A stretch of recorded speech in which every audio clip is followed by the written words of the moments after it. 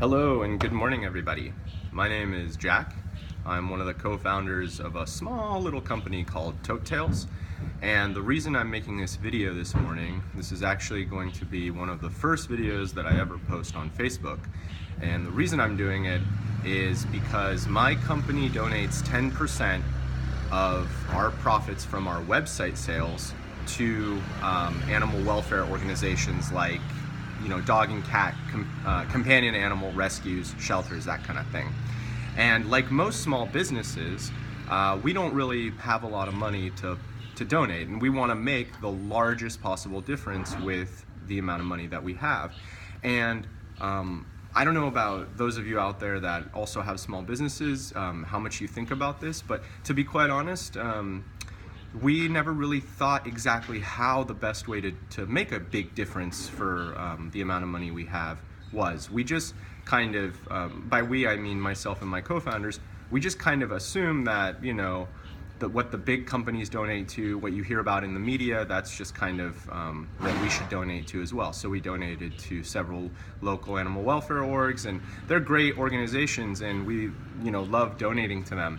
But the bottom line is, these last few weeks, as we've started to grow and just started to think about why it is we're donating, what our goals are, and how is it that we can be effective with our donations, I kind of had one of my co-founders, Devin, take a look into basically, how, sorry, there's a tractor in the background.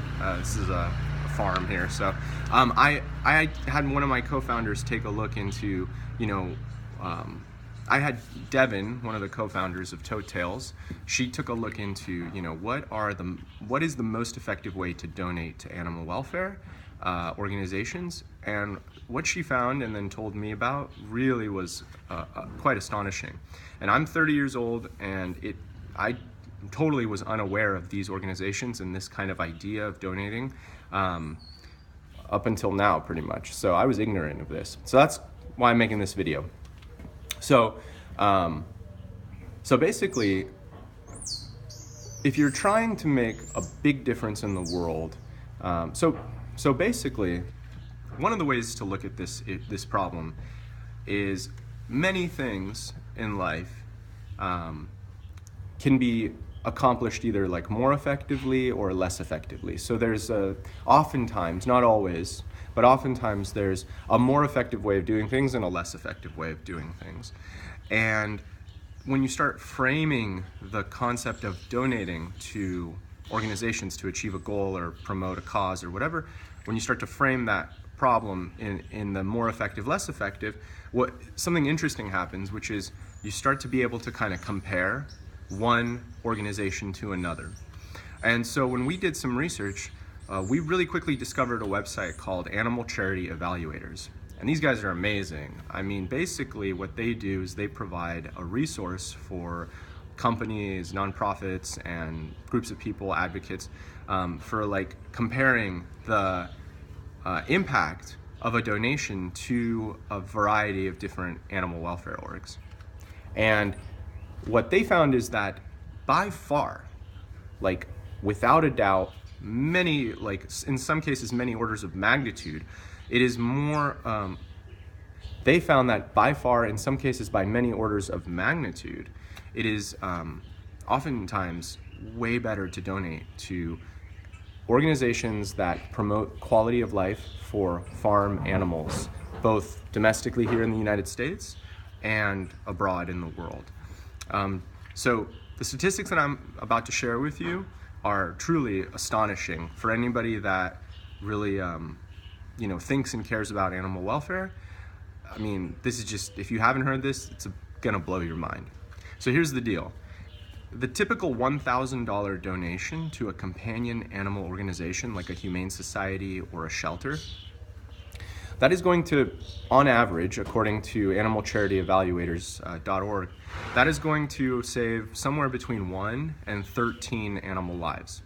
And, some average in there, different orgs are more and less effective. So between 1 and 13 animals for a $1,000 donation. However, a donation to an organization like Mercy for Animals, which all they do is advocate and try to make living conditions for farm animals, like factory farm chickens, pigs, cows, that sort of stuff.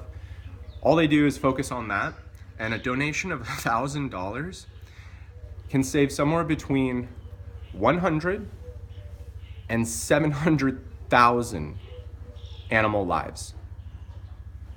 So I'm gonna say that one more time because it's truly mind-blowing. So a donation to a companion animal organization, which you should totally donate to them, they're awesome. But if you want your dollar to go the furthest, a donation to an organization like Mercy for Animals or the Good Life or the Humane League, these are the top 3 animal welfare orgs currently operating.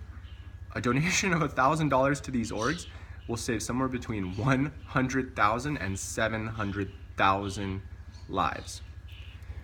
So that's really like a big difference. And so anyway, when I read that, I was just floored, and I started to look into it more. Who are these organizations, and what is it about them that allows them to operate so effectively, and how are they able to make such a difference in the world and a difference in the lives of so many animals? And the bottom line is they fundamentally take a different approach to animal welfare. And before I kind of get into this, before I get into how they go about being so effective, I want to first actually take a step back and describe the philosophy behind this method of giving, because it's really worth understanding, because it can actually inform so many other areas of your life. So the philosophy, like so many things, there's a philosophy behind this, right? And the philosophy behind this method of giving is called effective altruism. And there's actually a philosopher at Oxford named Will MacAskill, who's just a leader in the field of effective altruism. And I first learned about it through a podcast with him and Sam Harris, which you should totally check out. It's really interesting. But anyway, they were mostly focusing on effective altruism when it concerns humans, but you can apply the same concept to animal welfare. And here's the concept. Given a finite amount of resources, what can you use those resources for that will have the greatest, most powerful impact on the lives of sentient or conscious beings and reduce the most suffering? So, without getting too philosophical, as far as I can tell, there's really only one metric that works across any scale of life or kind of life, or there's really only one metric that you can really use consistently to guide moral action, and that is so effective altruism is trying to reduce the most suffering for the greatest number of conscious beings. Let's just say we want to reduce suffering for conscious beings. So we can use effective altruism to achieve these goals by evaluating the effectiveness of various organizations at reducing overall suffering for some number of conscious beings. And so what happens is, you can drastically improve the quality of life for billions of chickens and hundreds of millions of sheep and pigs and millions of cows by donating to legislative efforts that change the legal framework in which under which these animal like slaughterhouses and stuff and factory farms under which they operate, right? So you could donate to save the life of a cow named Betsy because you saw her on Facebook and she looks cute and it's really nice to save her life. Or you could donate to a cause that goes to Washington and lobbies to try to change the laws that govern the entire industry, and you could potentially save billions of lives. You could save one life, or you could potentially save billions. And I'm not saying that there's anything wrong with saving one life. I mean, that is how we donated for the past 2 years. We focused on the individual lives, the individual stories of these animals. And that oftentimes is what really works in social media is, we all love to see these stories of these animals, and it pulls at our heartstrings and we get behind the cause. But stepping back and taking a look at the bigger picture, and again, trying to see how we can make the most difference with the limited resources and time that we have, I really believe that if you shift your thinking on this and look at it through a lens of effective altruism, you will be really surprised at how much of a difference you can make. So let's get into making a difference. What can we do? Well, what we are prepared to do, what Tote Tales, my company, is prepared to do, is we are prepared to donate 10% of all the sales from our website, which is totetails.com. It's TOTETAILS.com, and we sell pet-themed gifts for animal lovers. So we believe that this is like a perfect cause for us to support, because we make money from animal lovers. So why not give back? So anyway, what we are prepared to do is donate 10% of all our sales from our website directly to these 3 organizations that I'm going to tell you a little bit more about now. The first is Mercy for Animals, the second is the Humane League, and the third is the Good Life. And so I'm going to start with Mercy for Animals. Basically what they do is pretty much what you think of when you think of like a factory farm animal rights group. They advocate to save the lives of animals on factory farms. They advocate to change the laws surrounding factory farms and factory farming in the United States. They advocate, they sometimes will like go undercover and basically just, investigate certain slaughterhouses or factory farms and see if there's any human, like animal rights violations, I guess. And they do a lot of work in this area, and donating to them, you can, with $1,000, you could, easily save hundreds of thousands of animals. So with $1, you could save, potentially hundreds of animals. So it doesn't take a lot. Donating to them can really be effective. So the second organization is the Humane League, and they focus a little bit more on changing the legislative structure around factory farming. So if you want to influence policy and basically change the industry at hopefully a policy level, this is a great organization to donate your money to. They are present in Washington, D.C., and they actively try to campaign for reforms in the factory farming industry.